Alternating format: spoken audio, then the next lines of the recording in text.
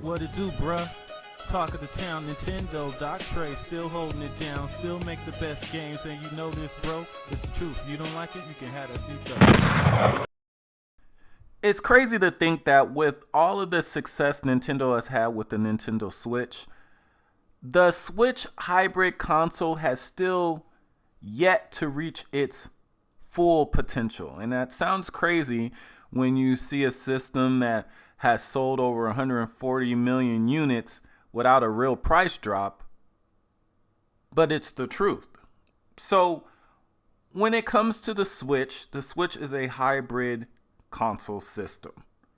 And the main hook of the system, outside of its extraordinary first party exclusives, are the fact that it's a hybrid and that you're able to play your games anywhere. You can play on the TV, you can play on the go, you can take your games anywhere.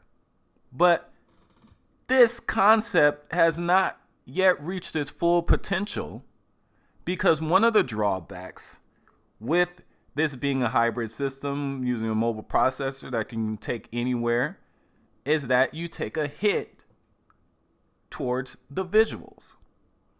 And so when you are picking the Nintendo Switch version of a game, you're accepting the fact that you are going to not have a version of the game that looks as good of, and sometimes not even close to the other versions of the game. And that is the reason why the Switch hybrid concept has yet to reach its full potential. Now, when it does reach its full potential, that's going to be when the average consumer, and I'm not talking about the tech geeks and everyone that zooms in on it on videos and counts polygons and all that stuff, when the average consumer can no longer tell a difference, or at least a big difference, between the Nintendo version of a game and the other versions, that is when the Switch concept will reach its full potential. Because even if you take the average consumer now, if you show them a Switch version of a game and you show them a PlayStation 4 version of a game or a PlayStation 5 version of most games, they will be able to immediately tell the difference between the two.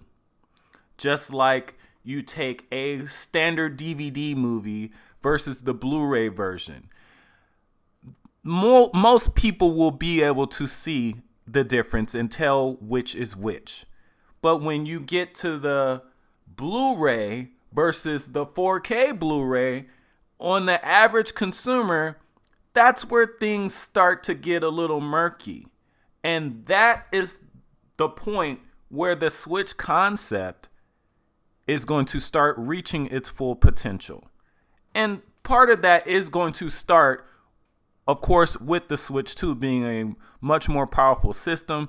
But I feel that maybe it may have to be all the way until like the potential Switch 3, where the Switch concept will hit its maximum potential. Because by that time, you'll have a Switch that's around PlayStation 5, maybe PlayStation 5 Pro power compared to whatever the other new systems are out. And by that time, by the time we're at those kind of graphics and that kind of performance, the average consumer more than likely is not going to be able to tell a difference between the two, if not at all. And then you're going to have the consumer questioning, wait a minute, why should I buy this system when I can buy this system where the graphics look the same to me and I can play it anywhere? That is when the Switch concept is going to reach its maximum potential. And that's why I feel and I know that Nintendo is not going to ditch this hybrid concept anytime soon, if ever, because they don't need to. They struck a gold mine with this. And this decision to go with the hybrid nature is only going to continue to pay off for them as their systems get stronger and stronger, and as the average person's ability to tell the difference between these graphics gets smaller. Nintendo's just going to look like more of a genius. But I bet some of you are there saying, well, all Sony or Microsoft has to do is come out with their own hybrid system. Yeah, that's true. But if they want to come out with the same kind of graphics leap as they've been doing for all their other consoles over these generations, and have the console being hybrid, not only is that probably impossible, but if it wasn't impossible, it means the system is going to be $1,000 or something crazy like that. Or if it's not going to be hyper expensive, that means that Sony and Microsoft are going to have to significantly downscale the graphics performance on their systems. And I don't know if they, or especially the fans of these systems, are going to appreciate that.